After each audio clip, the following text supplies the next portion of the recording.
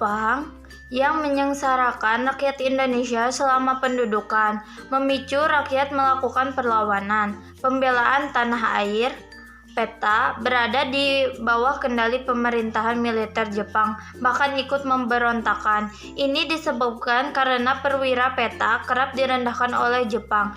Para Shodokan yang melatih mereka bersikap congkak dan sombong. Mereka juga tak tahan melihat Romusha dan pemerasaan yang dilakukan Jepang. Dikutip dari masa pendudukan Jepang di Indonesia 2019, salah satu perlawanan Peta terjadi di Daidan Batalion Blitar. Daidan Blitar dibentuk pada 25 Desember 1943. Pemimpinnya adalah Shodancho Supriyadi. Makanan dan bantuan kesehatan sangat minim, sehingga separuh dari mereka jatuh sakit dan meninggal dalam waktu singkat. Pada akhir 1944, sejumlah penduduk laki-laki di desa-desa sekitar mereka berkurang, sehingga sebagai gantinya dikerahkan Romusa perempuan. Para perempuan pun mengalami penyiksaan dan menjadi korban. Jumlah korban Romusa perempuan lebih banyak dari Romusa laki-laki.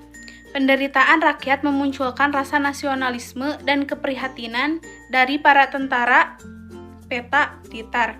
Supriyadi pun pernah menggelar rapat rahasia. Saat itu, ia mengungkapkan bahwa tujuan perlawanan adalah untuk mencapai kemerdekaan. Kemudian, Shodancho Suparjono juga kerap mengajak bawahannya untuk menyanyikan Indonesia Raya dan Di Timur Matahari.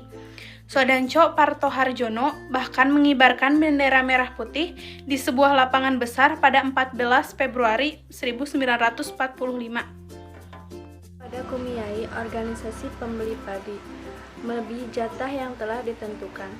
Itu mengakibatkan padi untuk kebutuhan keluarganya sendiri tak cukup.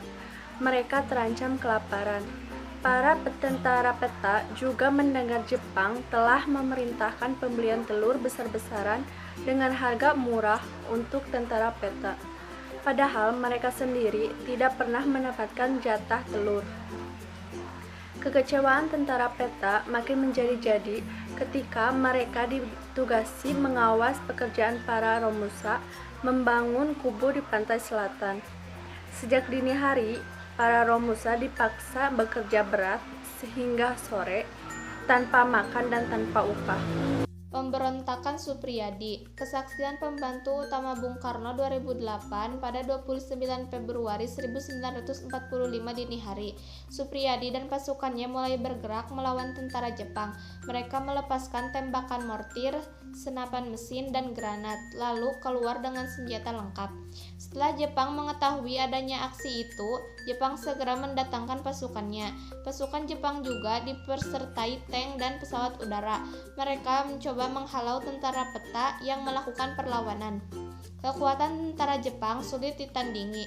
Jepang menguasai seluruh kota Blitar. Pimpinan tentara Jepang pun menyerukan agar tentara Peta menyerah dan kembali ke kesatuan masing-masing. Beberapa kesatuan tunduk pada pemerintah Jepang, akan tetapi mereka yang kembali justru ditangkap, ditahan, dan disiksa polisi Jepang. Kurang lebih setengah pasukan Supriyadi kembali, namun Supriyadi sendiri, Muradi, dan sisa pasukannya tetap setia melawan. Mereka membuat pertahanan di lereng Gunung Kawai dan distrik Pare. Jepang berupaya menahan perlawanan Supriyadi dengan memblokir serta mengepung pertahanannya. Namun pasukan Supriyadi tetap bertahan.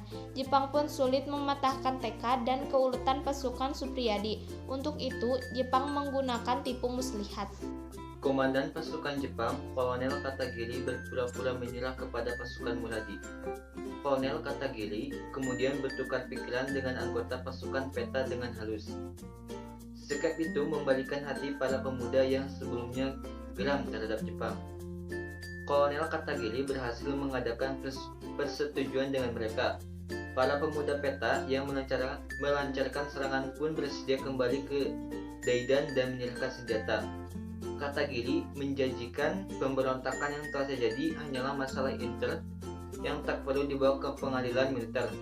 Semua akan diurus oleh Daidanko dan Surahman.